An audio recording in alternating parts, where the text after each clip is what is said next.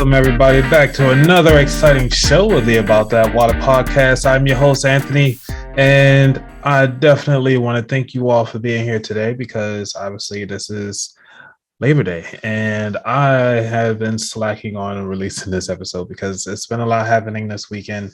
And honestly, I didn't have anything really to talk about because I was so thinking of the forward projection and the best information that I can give you that will take you to the next level and actually understand on what's happening today. But for those of you who are new to the show, I want to say welcome because the About That Wallet podcast is about learning the financial habits so you can live the financial future that you really want in life.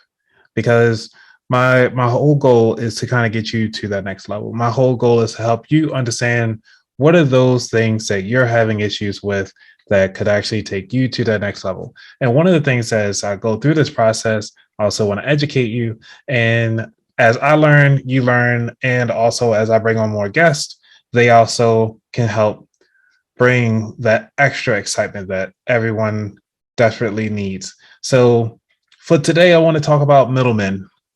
You know, middlemen are one of those people that really are in between everything.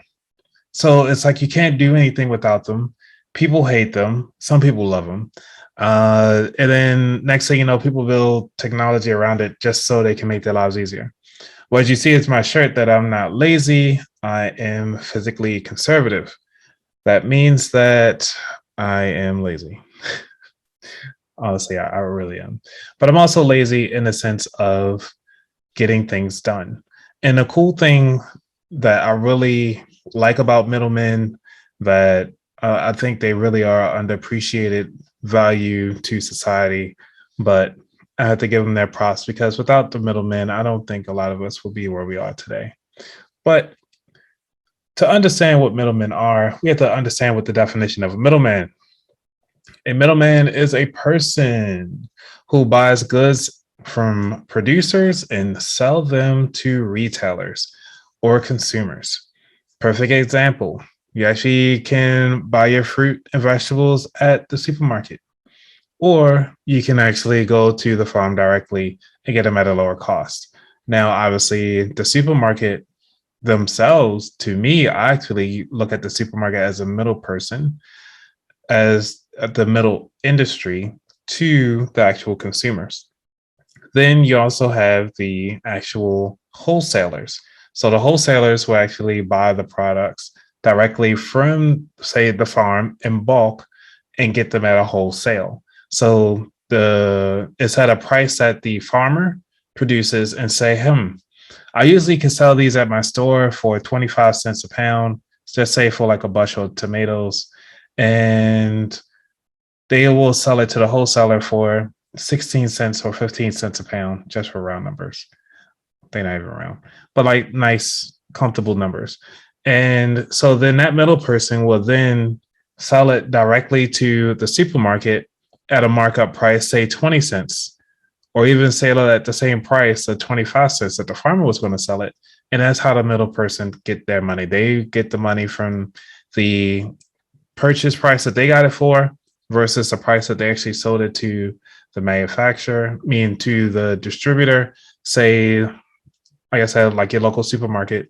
And then you go in, and then the supermarket also tax on that price. So more than likely, when you go inside the store, you're actually paying 3 times the amount, or even 4 times the amount that the store actually purchased it. However, we all know that they are lost produce. At the end of a certain time, things don't last long inside stores. So those are different things that you have to think about if you plan on running a business when it comes to produce or anything that has an expiration date. Even when it comes to software, you got to think about it as a software. You could be a software distributor, but those licenses only last for a certain period of time. So you have to make sure you start turning those things over. Now, here comes the middleman.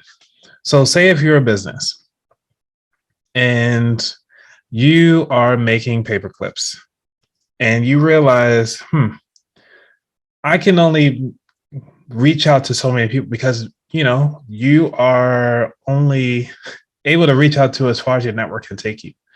But say it's this middle person who's been doing distribution for, I don't know, 25 years, and your business is only what, 5 years in, maybe I would say maybe 2 to 3 years in, and it's still new, still trying to get his name out there. But you were like, what if I give a discount to this middle person to then market my product to help my volume increase and so forth? So then he was like, all right, do I give them a discount, or how much of a discount do I give them? This is one of the things that you want to start thinking about when it comes to middlemen, and actually how they can actually add benefit to your business. Now, say if you're thinking of starting a business, actually, I'm gonna take that back, because when you are going through the motions, you're actually understanding, okay, as a business owner, this is what you need. You need a middle person on your side. You have to weigh in the pros and cons of this. So the very first thing that I would say is a con, I'm gonna go through the cons first, because these are one of the things that a lot of people should understand and realize what they're getting into when they get into a middle person contract. So when you set up your contracts with this middle person on the price you agreed to sell them at, and also the terms, how long are you planning to sell this product to this middle person for?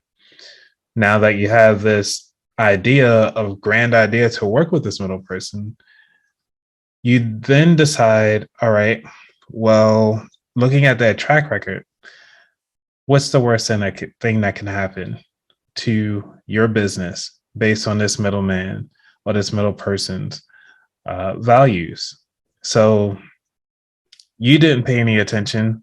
You're a small paperclip company.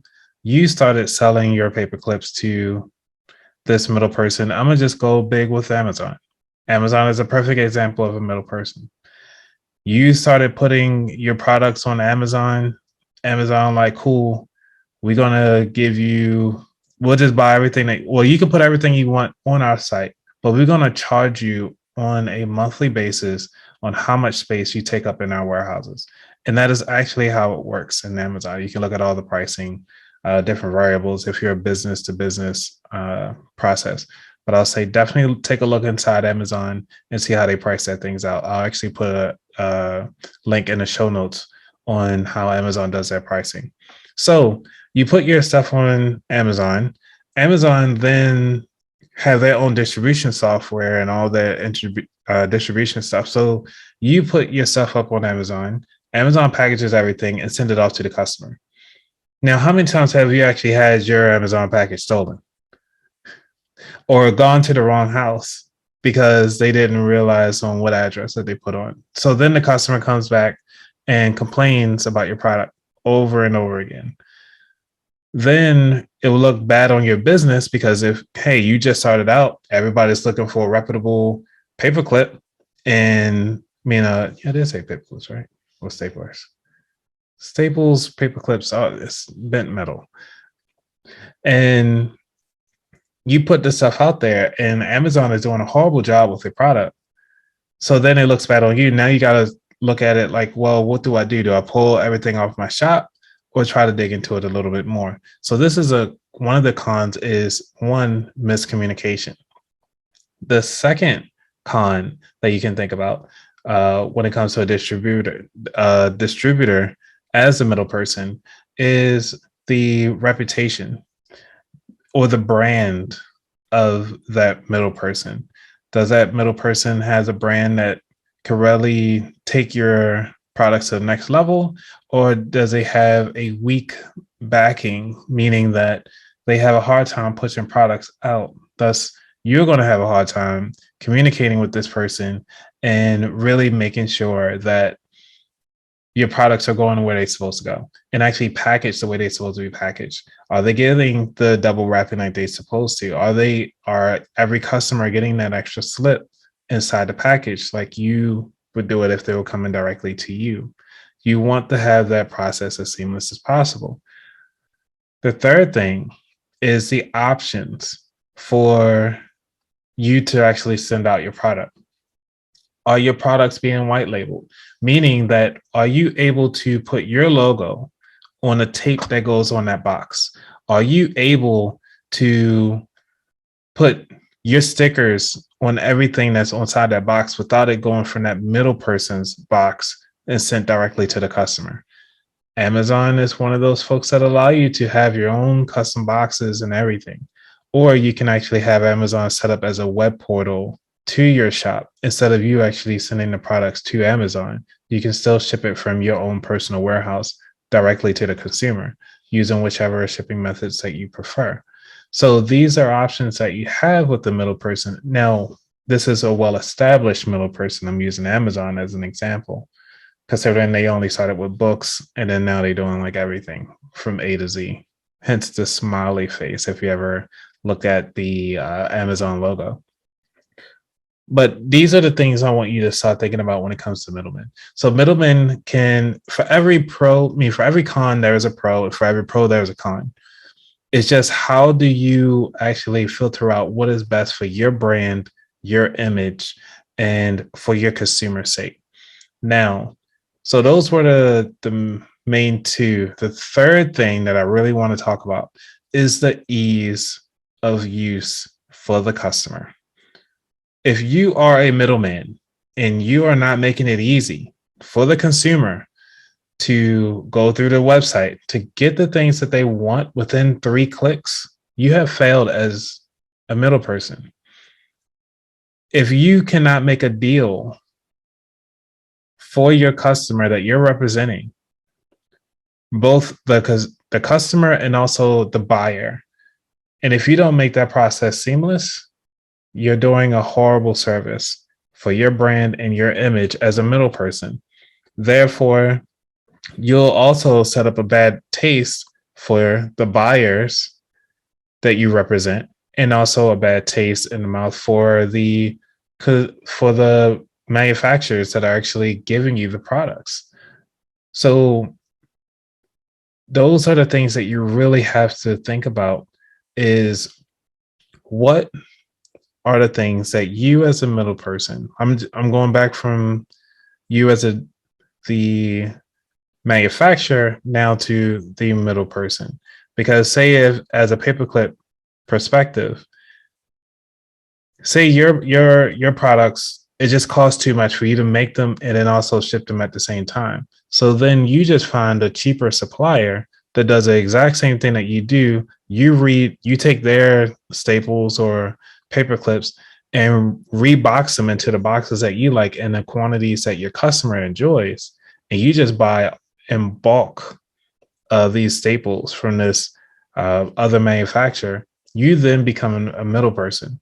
Now, what a lot of people would do, and what Home Depot has actually done, even Amazon is doing it, is starting to call what they call as vertical scaling. Vertical scaling meaning that they cut out the middle person. They distribute, they package, they ship everything all in-house. And that's vertical scaling. If they have to, they will buy out another company to actually fulfill those services. So technically it's still in-house. Amazon is a perfect example of seeing what products are being sold the most. They will then go to their warehouses, make the exact same product, call it Amazon Basics, and send it right back out to the consumer as another viable option and run it half the price. Perfect example is when diapers.com.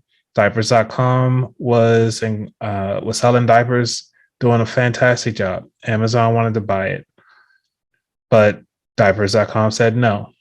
What Amazon did was bought a lot of diapers and lowered their prices so low that diapers.com could not keep up. Now that diapers.com price in diapers, they couldn't keep up. So the company was either they get shut down completely, or Amazon can actually buy them out. And what they did was wind up buying them out. Therefore now Amazon actually jacks the price up of the diapers back to what they were, because they could afford the loss of revenue to produce the products during this competition. So as a middleman, when you think about it, they also have a tough job to do. They have to cut out competition of the other people, especially if they have to make the sale for the customer and make it easy for the customer. Make the sale for the buyer nice and reasonably priced, but also make sure the streamlined process is fast, secure, and have the customer experience that the consumer really needs. So I know I went on for a little bit long on this episode, but I really want you to understand that middlemen can make or break your business. And if you are listening and you are a middle person, please understand that your job is very important. Perfect example is Red Mountain Resale, named Eric. Eric did an awesome job. What he does is actually buy the products directly from the thrift store. Him as a middle person, he makes it, he cleans the products, cleans the shoes because he focused heavily on shoes. He cleans the shoes, make sure everything is nice and visible, takes about at least 15 to 20 photos of every shoe. So you as a customer can look through everything. He does all the legwork up front. So you as a consumer come in, you click, go through a store and see everything is clean, concise, and very consistent. And when you do that, you understand like, cool, he's very serious about his business. And he already sets a brand for himself, which is, I will make sure I do every detail for you. I'll label everything from the T. If there's anything wrong, he puts it all in the description. And if he ships something bad to you, he'll actually take it back and make sure he gets you the right product. So he does all of this on his eBay page, which is another middleman to the middleman. It's great how they do it. And then, so it's just a whole cycle of middlemen or middle people that make up this whole industry of things. So everything that you purchase or everything that you have thought about doing, you have interacted with a middle person to some degree. I mean, I talk about credit cards all the time. Credit cards is using other people's money. Now, the credit card is a gateway into the bank vault, I would say, is that they have money laying around. You have a piece of plastic that says, hey, or a piece of metal that says, hey, let's put some money on this thing and let's go shopping. So, and credit cards are famous for making things so easy for the consumer to the point where you don't even need the physical card anymore. It's just like on your phone. So you don't even need this stuff. It's great on the way how the middleman industry has made things so seamless that you're winding up spending more money than you ever thought you would before. So I just wanted to share this information with you all because I really think this would add value and open up your eyes on the way how the industry works. And even if you have children, you can actually teach them how wholesaling versus being a middle person and actually being a consumer within the whole industry. So when your child say, hey, I want to start doing Freezy Pops. Okay. You guys talk to them about costs and everything like that. But you can look at it, well, they get the raw materials, which is the sugar and the Kool-Aid or whatever. Then they got to get the molding. Then they have to get the sticks. But where they get those sticks from, where they get that molding from, they more than likely either get it from the distributor directly or they'll get it through a middleman interface and still purchase that product and go forward. And also, when they go to sell it to the person, they can sell it to them. Say they made Freezy Pops and they sell each one of them for $1. That person can then turn around and sell that same Freezy Pop for $2 to somebody else. Now, is it wrong? No. It's that they found value that they got what they wanted. This person said, oh, cool, these are cheap. I know somebody else that would actually pay more than these. So it's perfect example. There's so many examples that's going on. Even in Zootopia, when they were making the ice creamsicles and they were getting one big popsicle stick.